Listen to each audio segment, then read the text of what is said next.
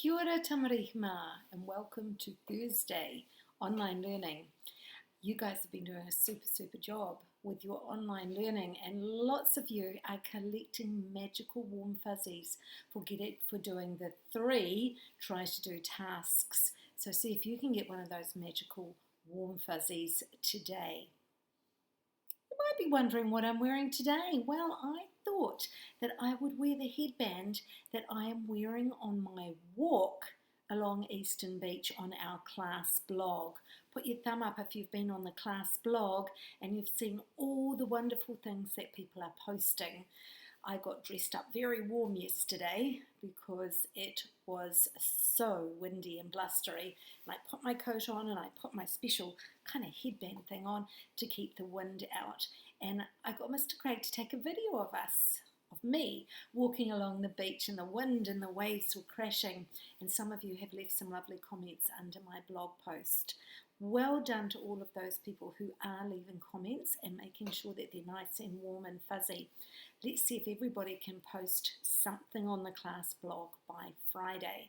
You might want to take a video when you're outside doing your exercise and show me something. I will look forward to that. Right, I thought today we could start with a song, and I thought we could do I'll Build a Whare. Are you ready? Toru wha. I'll build a whare big enough for 2, big enough for 2, my darling, big enough for Tahirua toru wha. When we get married, how happy we will be underneath the kowhai, underneath the kowhai tree. And you know, when I was walking with Mr. Craig above Eastern Beach on the cliffs, I saw some kowhai plants, some kowhai trees with big yellow dangling flowers.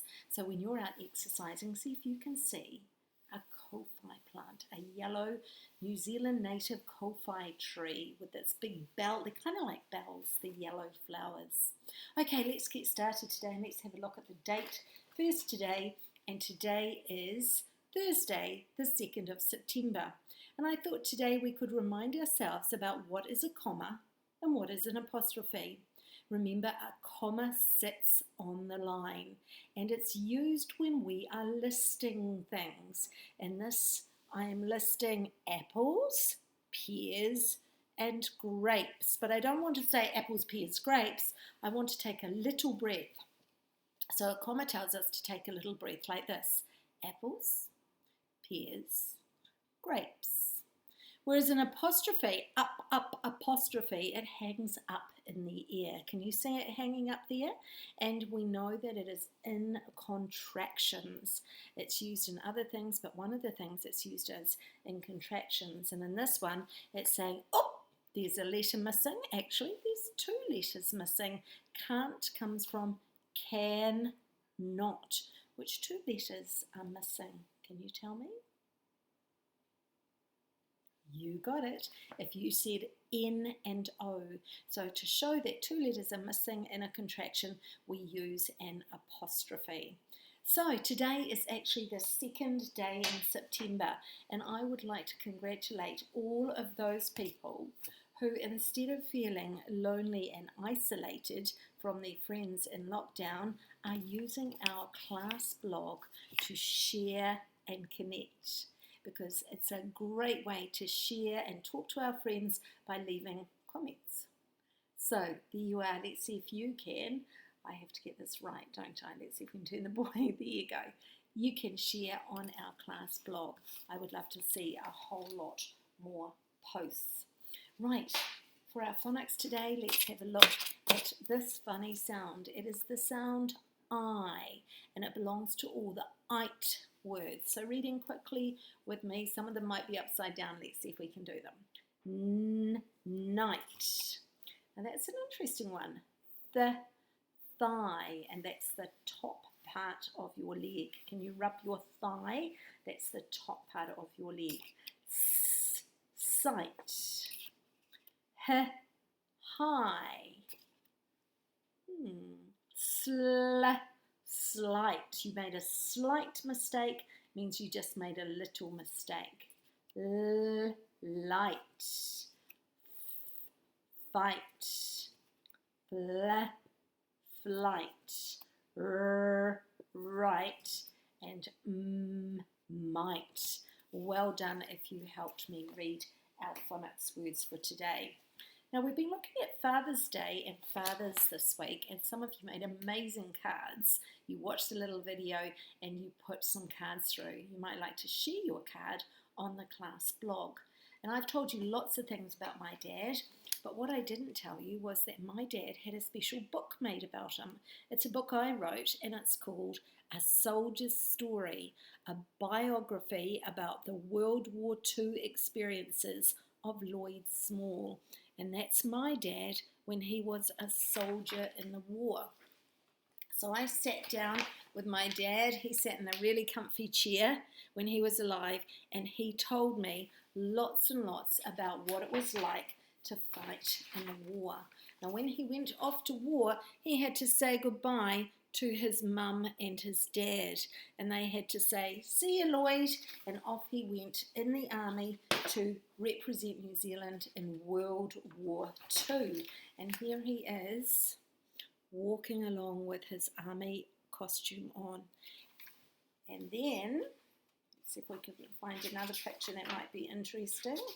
And then he joined all the other soldiers at an army camp in Papakura, where they practiced before they went away on a big ship to another country to fight in the war. Now, while my daddy was away at war, he missed his family, just like you're missing people from your family at the moment. And so he did this. He wrote lots and lots of letters. And this is a letter that he wrote back to his mum in New Zealand. And remember, I told you my dad really loved to write, didn't he? He really loved to write. On one of his voyages during the war, he went to a place, a country called Italy. And here he is, Rome, which is in Italy. And he is there on a statue, a very famous statue. He's sitting on the lion's head in the photo. When he came back from the war, my dad had a lot of medals, and that's some of the many medals that he used to wear proudly on Anzac Day every year. So that's a little bit about my dad. Now, you have got some fun things to do in writing today. You are asked to go out into the garden and create your own magic wand. I made one very quickly. I'm sure you can do much better than this. But I chose some flowers, and then there was a broken part of my plant, and I picked it up off the ground, and this is my magic wand. And for writing today, you're asked to pretend, use your imagination, and use your wand to think of 3 things that you would change for your dad if you had a magic wand. And I've done some examples on the task board for you today. Let's have a look at our poem today that Mrs. Cray's got on the board over here, and let's see if you can read it with me. It says, I'm going to use my magic wand, if I can find it, here it is. I'm going to use my magic wand to point. Annie likes ants. Can you read it with me? Let's see, let's turn the wand this way. Annie likes ants, Grandad likes cats, Dad likes hamsters, and I love rats. Ducks like to quack, dogs like to wag, monkeys like to scratch, and flies zigzag. I liked that poem, and it does have a dad in it up here. A dad who likes, what does he like? Hamsters. And a hamster's kind of like a little guinea pig or a mouse. So there you go, well done for reading that poem with me today. Okie dokie, in maths today you are looking at problem solving, and we know that problems are sometimes tricky, so we have to really think about what we're doing. Now, I have given you different problems for each group. Here's one that you haven't got, but let's have a look how we would work it out. It said pizza place has just 2 big tables.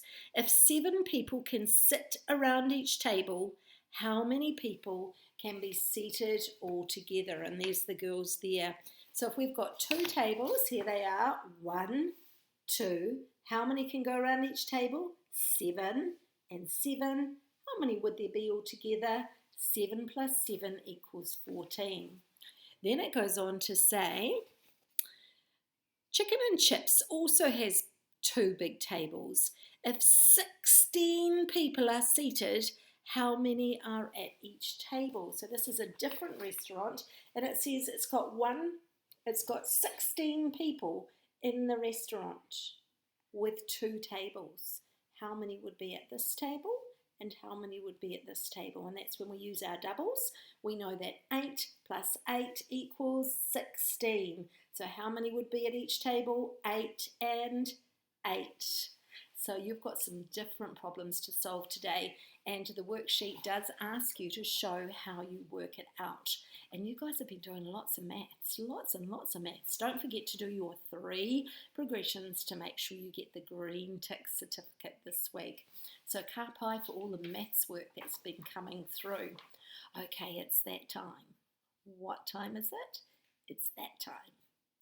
Joke time. And I hope you like my joke today. I'm going to hide the answer like I did yesterday. My joke is about a ghost. What is a ghost's favourite food? So what is a ghost's favourite food? Spook-etty.